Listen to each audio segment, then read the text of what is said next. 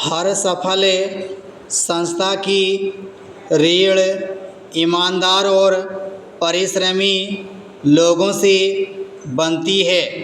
किसी दफ्तर, विद्यालय या शासन व्यवस्था की गाड़ी उन गिने चुने लोगों के श्रम, निष्ठा और जिम्मेदारी से चलती है, जो अपने कर्तव्य को धार्मिक समझते हैं। ऐसे लोग बिना किसी पुरस्कार या प्रशंसा की अपेक्षा के अपने हिस्से का काम पूर्ण मनोयोग से करते हैं। इन्हीं लोगों के परिश्रम के कारण ही कई खोटे सिक्के भी सहजता से चले जाते हैं। वे जानते हैं कि संस्था की साख इन ईमानदार लोगों से बनी है, इसलिए खोटे कर्मचारियों के दोष उसी उज्ज्वल साख की परछाई के पीछे छिप जाते हैं। एक कहावत है कि खोटे सिक्के खरे सिक्कों की आड़ में चल पाते हैं। यह तथ्य केवल बाजार या मुद्रा तक सीमित नहीं, यह तो जीवन के हर क्षेत्र में लागू होती है। वैसे सरकारी दफ्तरों का उदाहरण देखा जा सकता है, जहां असंख्य खरे सिक्के भी हैं। ईमानदार, कर्मठ, जिम्मेदार कर्मचारी, पर इनको अक्सर खोटे सिक्कों के साथ सह अस्तित्व बनाकर चलना पड़ता है।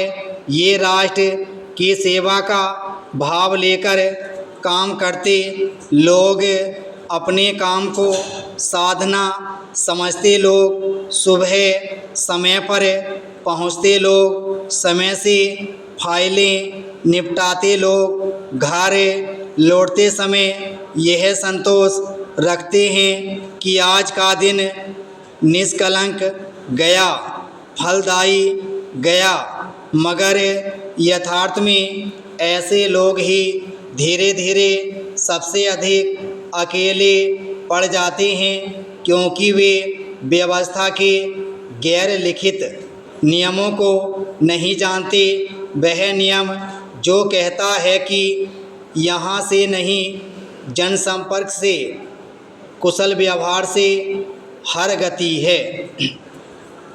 धीरे धीरे ये खरे सिक्के यह महसूस करते हैं कि उसकी चमक आसपास के लोगों की आँखों को चुभती है। उसके खिलाफ एक अनकही अस्वीकार्यता का वातावरण तैयार हो जाता है। नतीजतन उसे अलग थलग कर दिया जाता है। उसके उत्साह को दिखावा, उसके परिश्रम को बेमानी कहा जाता है। मनुष्य का मनोविज्ञान यही है, जिसके श्रम के कारण हमारी सुस्ती प्रकाश में आए, उसके श्रम को ही असहज बना दिया जाए। धीरे धीरे वही होता है जो नहीं होना चाहिए।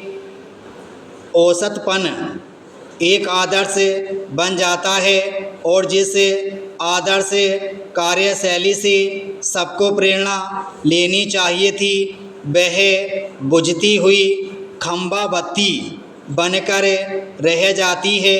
इस प्रवृत्ति की वजह से किसी भी संस्थान के संवेदनशील न होने का पता चलता है। एक विचित्र दांव पेच को बढ़ावा मिलता है।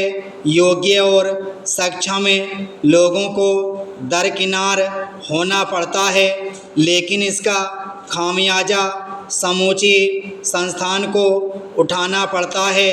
इसके बावजूद समाज को इस प्रकृति से बहुत ज़्यादा गुरेज नहीं होता। विराम स्टॉप।